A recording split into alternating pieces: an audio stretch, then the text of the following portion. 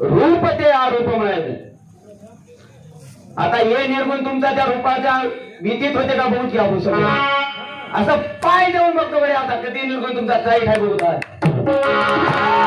लय निर्गुण निर्गुण निर्गुण गेले तिथे निर्गुणच झाला तुमचा. बघतच आज निर्गुण कसा आहे ते. काय नाही माया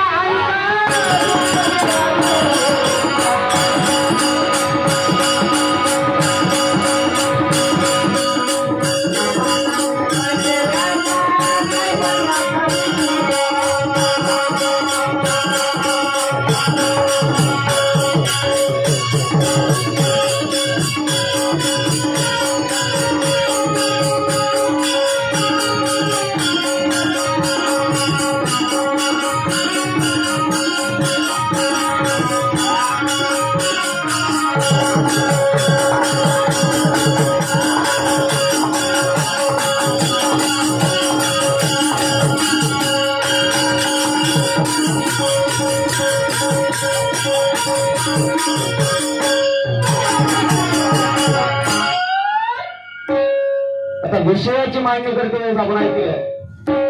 गडबड करू नको. उजडाव उजडण्याच्या आधीच भांडण झालं मग गावाला पळून येणं तेवढी पाहिजे. जीवाला मोक्ष पाहिजे किंवा नाही पाहिजे म्हणून. आता नेमकं मला काय म्हणायचं, नेमकं तुम्ही मोक्ष कशाला म्हणाले ते ठरवा आधी. बाजू उचलतो मी, उचलला म्हणून आलो कल मारून जायला तुमच्या बाजूला.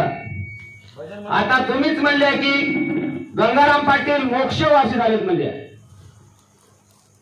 बरं आज हे मंदिर बांधलेलं आहे. 35 वर्ष झालं इथं पोती चालू आहे. आता हे 35 वर्ष झालं पोती कशासाठी करत असेल, मोक्ष भेटावं म्हणून की का कुठं पिऊन लोळावं म्हणून. या जीवाला मोक्ष या 184च्या योनीतून विरहित व्हायचं आहे म्हणून तर हे पोतीचा कार्यक्रम चालू आहे ना.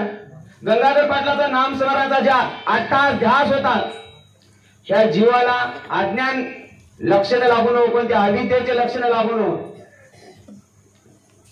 अविद्या एवढी बेकार आहे आता सांगाय गेलं तर अविद्येचं वर्णन या जिभेला सुद्धा त्यांना एवढं वेळ बेकार आहे. आता सप्तदोष नावाची तर इथलं कोणी नाही वाटाले मला, म्हणून काय म्हणतो माया नाही माया आणि